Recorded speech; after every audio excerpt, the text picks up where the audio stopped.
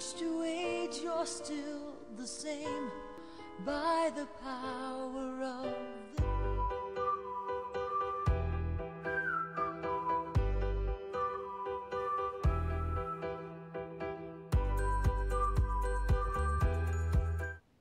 Boa noite, meu irmão, minha irmã, que a graça e a paz do Senhor esteja sobre a sua vida. Também você é o nosso convidado em mais um estudo da palavra do Senhor.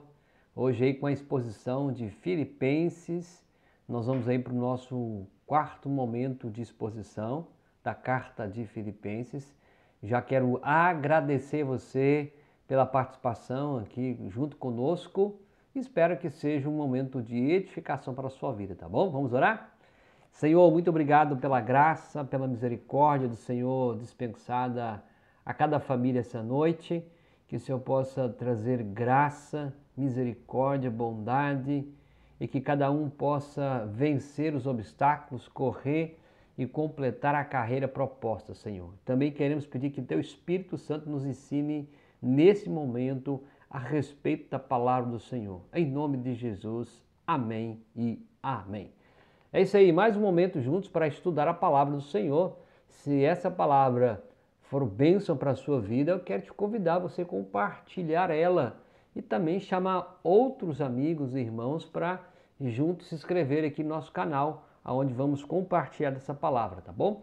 Hoje nós vamos trabalhar o texto de Filipenses, do parágrafo 5 ao 11. Já falamos aqui do capítulo 1, tá? Você pode ver os estudos anteriores e hoje vamos tratar desse bloco, tá? Do capítulo 2, versos de 5 a 11. Vamos ler? Tende em vós o mesmo sentimento que houve também em Cristo Jesus, pois ele, subsistindo em forma de Deus, não julgou com usurpação ser igual a Deus.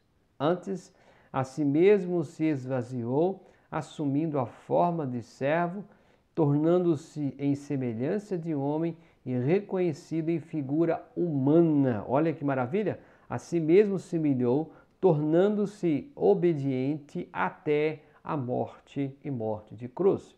Pelo que também Deus o exaltou sobremaneira e lhe deu um nome que está acima de todo o nome, para que o nome de Jesus se dobre todo o joelho, nos céus, na terra, debaixo da terra, e toda língua confesse que Jesus Cristo é o Senhor, para a glória de Deus Pai. Esse é o texto que nós vamos trabalhar aqui com muita humildade e com muito carinho e que espero que você possa de fato ser abençoado, tá bom? Então Jesus estava na posição de Deus e passou para uma posição de escravo. Se você for olhar aqui o exemplo de Cristo da sua humilhação, essa mudança radical aconteceu pela própria vontade de Cristo. Foi ele que, de livre vontade, se humilhou. A Bíblia diz que ele se pôs, ele se humilhou. Então veja que ele saiu de uma posição bem melhor para uma posição não muito melhor, tá? Nós vamos aqui caminhando aqui para entendermos um pouco esse texto. Esse texto é muito rico em nos ensinar muitas coisas para a nossa vida cristã. Paulo roga aos filipenses que vivam em unidade e em harmonia. Lembra disso? Que Paulo falou isso aqui de forma bem maravilhosa no capítulo 2, versos de 1 a 4, do bloco 1, do bloco que vai do capítulo 1, verso 27, até o bloco do capítulo 2, verso de 1 a 4. Falamos anteriormente aqui no estudo que você pode conferir, tá? Então vivam unidade, mas que deponham aí as suas desavenças, suas discórdias. Lembra que eu falei anteriormente que Paulo ele está tratando dessa unidade da igreja, que eles não venham ficar desunidos, que não haja discórdia, e ele apresentaria o exemplo de Cristo, né? Que deixariam toda a ambição, todo o egoísmo, toda a questão de prestígio pessoal, todo o orgulho, toda a distinção, todo o poder, tudo aquilo que trazia desunião, discórdia. Agora Paulo está apresentando o exemplo divino. Paulo mostrou de fato esse exemplo divino aqui. E esse egoísmo que tinha no coração do homem, da igreja naqueles dias, Paulo está dizendo que olha para Cristo. Cristo é a essência da vida. Cristo é o modelo para que você possamos viver de forma digna o Evangelho.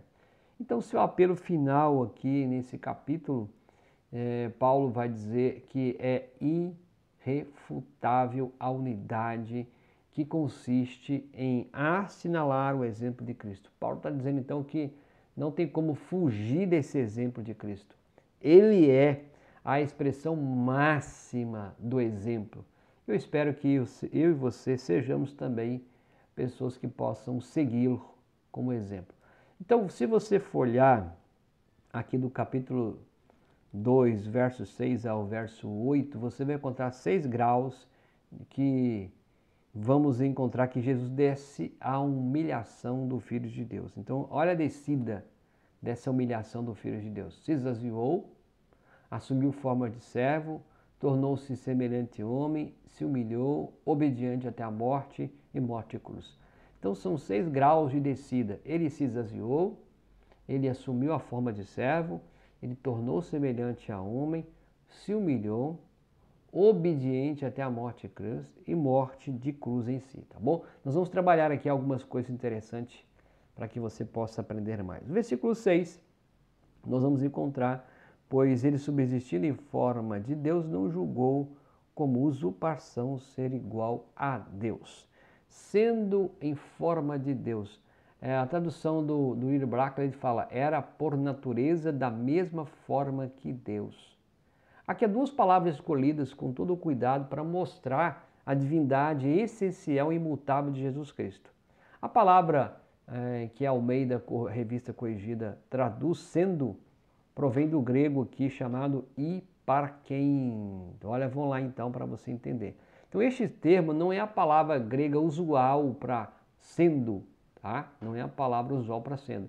Mas vamos lá então. Descreve que o homem é em sua própria essência o que não pode ser mudado, o que possui forma inalienável e em forma que não pode ser tirado. Veja, também descreve as características e capacidades do homem que lhe são inatas, imutáveis, inalteráveis. Uma outra coisa também que vai se descrever, que é a parte do homem que apesar de todas as mudanças, todas as possibilidades, circunstâncias, ele continua sendo a mesma pessoa. De modo também que Paulo começa dizendo que Jesus é Deus em forma essencial, inalterável e imutável. Veja a descrição que Paulo vai trazendo nesse contexto para que você e eu possamos compreender o exemplo de Cristo. Então, logo Paulo continua dizendo que Jesus estava na forma de Deus, ok? Está dizendo na forma de Deus. Pois ele, subsistindo em forma de Deus, há 2 palavras gregas para forma. Você vai encontrar a palavra morfo e a palavra esquema, tá? Essas 2 têm uma significância muito interessante, que é forma. E nós devemos traduzir de forma bem clara essa língua. Então, essa palavra trazer o significado de forma, tá? Vamos lá então, para você entender? Mas não tem o mesmo significado, as mesmas palavras de forma. Então, forma aqui, você pode ter a palavra morfe e a palavra esquema. E nós vamos identificar aqui nesse texto. A palavra morfe, ela tem a forma essencial de algo que jamais altera. Então, quando você encontra na palavra grega, da palavra morfe, está dizendo que não muda, não altera. Mas quando você encontra a palavra esquema para forma, é algo externo, ela muda de tempo em tempo, depende da circunstância, então é mutável. Por exemplo, tá? A palavra morfe, essencial de cada homem, está na sua humanidade. A humanidade é humanidade, ela não vai mudar. Aqui, em qualquer lugar, vai ser humanidade, ok? E a palavra esquema da pessoa, ou seja, a sua forma externa, muda continuamente. Se você pegar um brasileiro com um japonês ou com um asiático, você vai ver que forma é diferente. Então nós temos essas 2 diferenças de forma, a palavra morfe e a palavra esquema, tá? Exemplo também aqui para você compreender. Um bebê, um menino, um adolescente, um jovem, um adulto, um homem, mulher, maduro, tem sempre a mesma morfe. Mas o esquema externo muda continuamente. Lembra? Então, eu sou o Alessandro desde pequeno, menino adolescente. Mas a minha mudança externa, o esquema, cada tempo é diferente. A rosa, os narcisos, as tulipas, aqui nós colocamos alguns exemplos aqui de flores, né? Tem a mesma morfe, porque são igualmente flores. São flores, tá? Mas o esquema é diferente, a forma externa é diferente. Espero que você esteja compreendendo o que eu estou dizendo, tá? Exemplo também aqui, o remédio, por exemplo, aspirina, penicilina, magnésio, são remédios, são medicamentos. Mas, na forma externa, o esquema é diferente. São diferentes, tá bom? Ao mesmo tempo que é remédio. Então, a morfe jamais se altera. E o esquema muda continuamente. Ficou entendido? A palavra forma? Então, a palavra que Paulo usa agora para Jesus, que existe na forma de Deus, é a palavra morfe.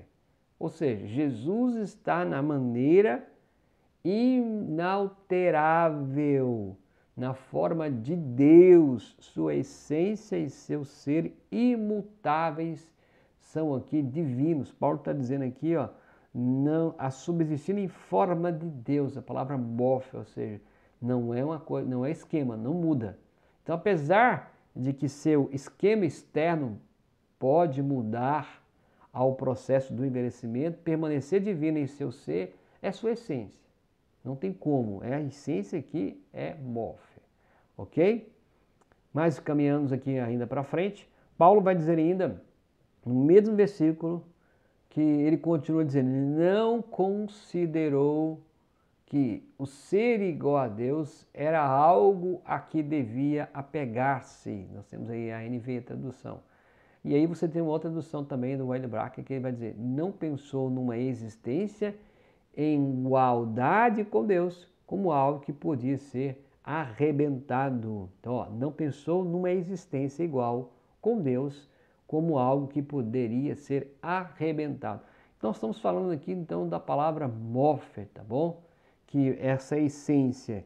E aqui nós vamos encontrar uma palavra, uma outra palavra grega, que é a palavra arpagnos, que é traduzido como algo que podia ser arrebentado, e que provém de um verbo que significa arrebentar ou aferrar. Essa frase pode assinalar uma ou duas mais coisas que estão dentro do centro desse mesmo pensamento. Eu gostaria que você pudesse aqui ver. Primeiro, poderia significar que Jesus não precisou arrebentar a igualdade com Deus, porque possuía por direito próprio, ou seja, era dele e não havia por que tentar arrebentá-la, ou seja, deixar a forma, né?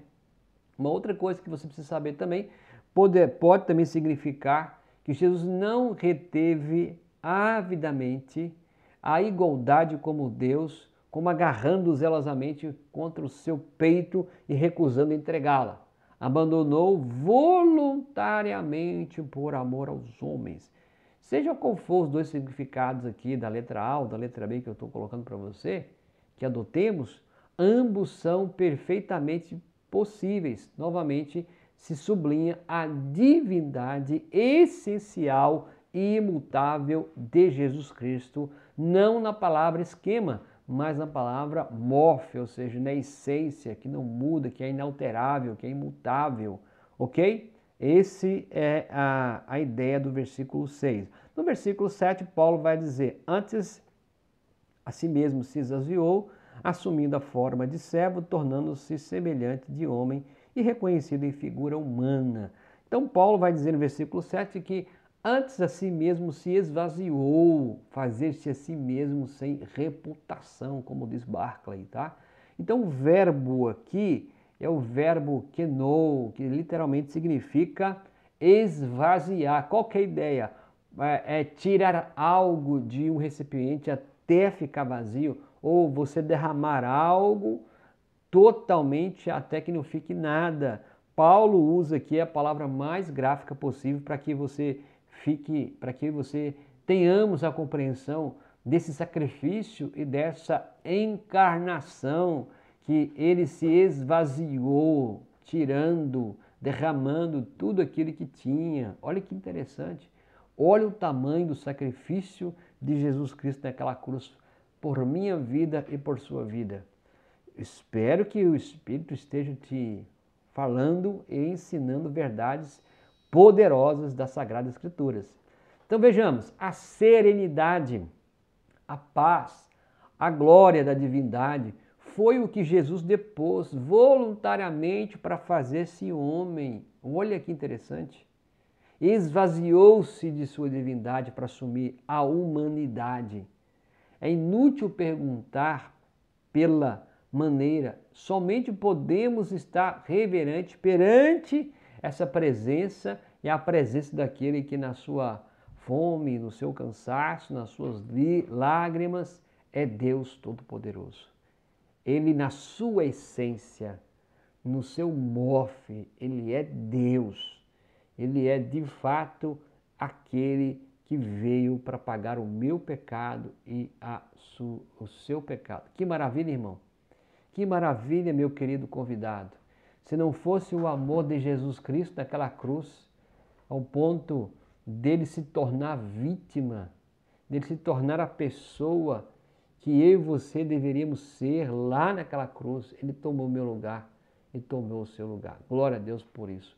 E essa é uma serenidade, uma paz, de que ele voluntariamente se dispôs a morrer por mim e por você. Aqui já então, já no último limite da linguagem humana que Paulo está dizendo, está a grande verdade salvadora de que aquele que era rico se empobreceu por nós. Então o exemplo divino que Paulo mostrou foi esse. O que era rico na sua glória se esvaziou, se empobreceu para que pudesse tomar o meu lugar e o seu lugar, para que você e eu tivéssemos salvação, vida eterna. E Paulo vai dizer isso, né? A si mesmo se esvaziou, foi derramado, assumindo a forma de servo. Olha aqui, ele adotou a mesma forma de um escravo. Ele se tornou escravo. A palavra que Paulo usa para a forma aqui, de novo, é a palavra morfe, que significa, como vimos, a essencial. Ou seja, ele continua na sua essência sendo Deus. Ele continua sendo divino, mesmo que ele está assumindo a forma, né? Vamos imaginar que a palavra, o contraste da palavra forma na sua essência, com o esquema que vai mudando, né? Agora ele está numa forma de servo. O que quer dizer que Jesus se fez homem não para representar um papel, um teatro ou uma encenação, mas a Bíblia está dizendo que ele, de fato, na realidade, assumiu a forma de servo, foi efetivamente homem. Essa palavra morfe na sua essência, Paulo está dizendo que forma de servo, olha na sua essência, lá no mais profundo, ele tem a divindade, ele é um Deus supremo e ele está nessa forma de servo para pagar o meu pecado e o seu pecado. Não foi como os deuses gregos que algumas vezes diziam dos relatos que se fizeram homens, mas conservando seus privilégios divinos. Não, bem diferente, né? Eu acho que Paulo também, nesse dizer aqui, contrapõe aos deuses gregos, né, que algumas vezes diziam ser de fato divinos, mas que fizeram aí conservando seus privilégios. Olha, Jesus se fez real, não tem como desprovar isso, não tem como negar isso. E é verdadeiramente homem. E Jesus se fez real e se fez homem. O Verbo se encarnou, se fez carne. Sua humanidade foi verdadeira. Sua humanidade foi verdadeira. E também a sua essência divina é verdadeira. Mas aqui há algo mais que nós precisamos compreender para ficar mais claro. Ele vai dizer, fazendo-se semelhança de homem. Ele diz aí, fazendo-se semelhança de homem. Então já falamos a forma de servo, fazendo-se semelhança de homem. Ou seja, fez-se como um homem, tornando-se. É o que nós traduzimos, fez-se, corresponde ao verbo aqui, gignarsei, que descreve um estado que não é permanente. E aqui que ele se fez homem. Olha, interessante, Deus não é homem para que minta. Lembra desse negócio, desse versículo, dessa passagem? E aqui o termo que Paulo coloca aqui é que ele se fez semelhança de homem, estado que não é permanente. Paulo vai colocar isso aqui de uma forma bem clara, tudo que se encaixa no pensamento de suceder, de chegar a ser, não de ser permanente em algo. Veja que a palavra aqui não é permanente, não é imutável, mas é suceder, chegar a ser, descreve a fase de uma mudança muito real, mas que passa e segue sua marcha. Isso equivale a dizer que a humanidade de Jesus não era permanente, fez-se homem, mas só por um tempo, sendo essencialmente divino, e se fez humano temporariamente. A palavra bof, na sua essência, é imutável, ser divino, mas se fez homem temporariamente. E aí você vai encontrar também nas fases de Cristo, quando criança, adolescente, são a fase do esquema, né? Vai mudando, mas na sua essência ele continua sendo Deus. Ele sempre, na sua essência, é divino, mas também é humano. Sua humanidade era completamente real. Não tem como negar a humanidade de Cristo. Mas transitiva. Sua divindade era também algo absolutamente real, mas era permanente e definitiva. Veja que isso é interessante você perceber. O corpo de Cristo seria renovado, era transitiva, mas a sua essência, a sua divindade é permanente, é definitiva, ela não muda, ela é imutável. No versículo 8 nós vamos encontrar: a si mesmo se humilhou, achando-se em forma de homem.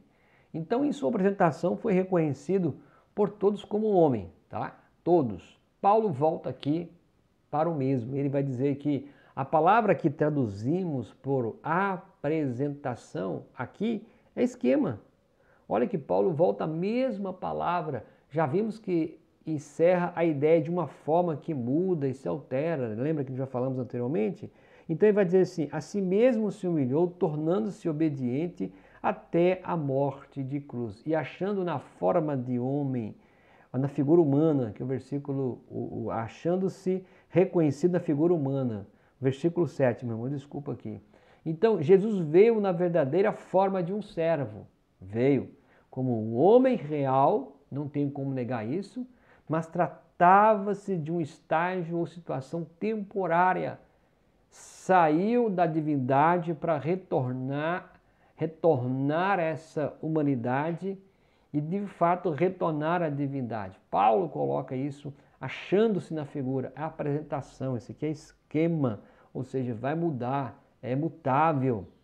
E aqui então, dos versículos de 6 até o 8, nós vamos encontrar o mais claro objetivo que Paulo está trazendo, que esse Jesus, o exemplo dele, sendo Deus na sua essência, mas também tendo a sua forma de homem, que aparentemente é temporária.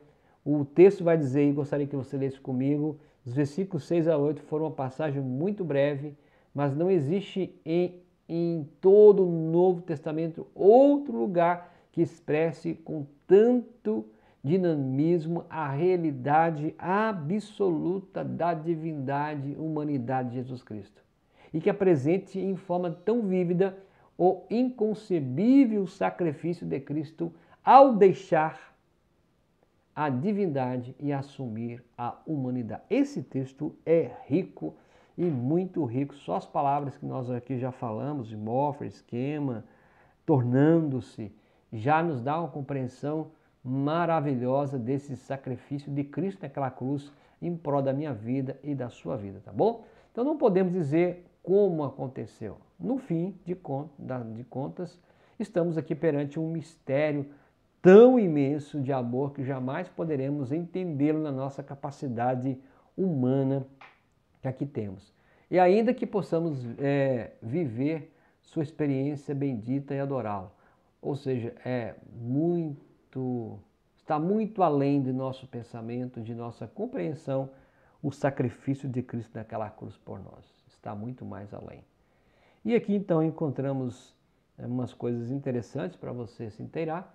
Então, dos versos de 9 a 11, Paulo vai dizer que a exaltação do Filho, Deus o exaltou sobremaneira, deu-lhe um nome que está acima de todo nome e trouxe um reconhecimento universal do seu senhorio.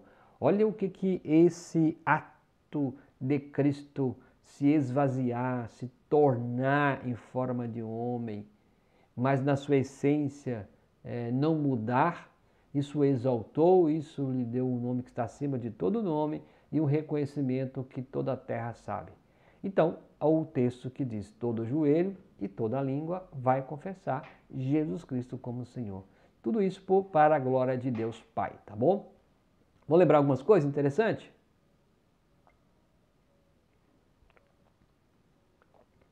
Lembremos sempre que quando Paulo pensava e falava de Jesus no seu interesse, ele tinha intenção e propósito não simplesmente de um termo intelectual ou um termo filosófico ou especulativo, mas ele sempre traz a ideia do conhecimento com a ideia da teologia em ação, da teologia prática, tá? Então, o grande título pelo qual Jesus chegou a ser reconhecido na igreja primitiva foi a palavra Kyrios. Jesus se fez especificamente o Senhor Jesus, tá bom? Então, todo joelho, toda língua vai confessar Jesus Cristo, que é o Senhor. Está em maiúsculo aí para você observar. Então, vamos lá para você entender um pouquinho da palavra Kyrios. Começou o significado Senhor ou proprietário, foi sempre um título de respeito. Então, o Senhor é um título de respeito. Quero a ideia do Senhor, do proprietário. Também chegou a ser título oficial dos imperadores romanos. O imperador romano era Kyrios, e em grego dominus, que é latim, ou seja, senhor e dono. E interessante que quando o Império Romano havia solicitado que os cristãos negassem a Cristo e dissesse que César é o Senhor, né? A palavra lá César é o Senhor, é Kyrios. E os cristãos diziam: não, César não é Kyrios. César não é o Senhor, mas Jesus Cristo é Kyrios. Então também chegou a ser o título dos deuses pagãos, cada um com um dos deuses tinha um título de Kyrios, Senhor, como prefixo do nome próprio, tá? Então essa é a ideia da palavra Kyrios, para você se inteirar. E a Bíblia está dizendo em Filipenses 2,11 que para o nome do Senhor Jesus dobre o joelho nos céus, na terra e debaixo da terra. Esse é um dos versículos muito, acho que quem sabe o mais importante, né?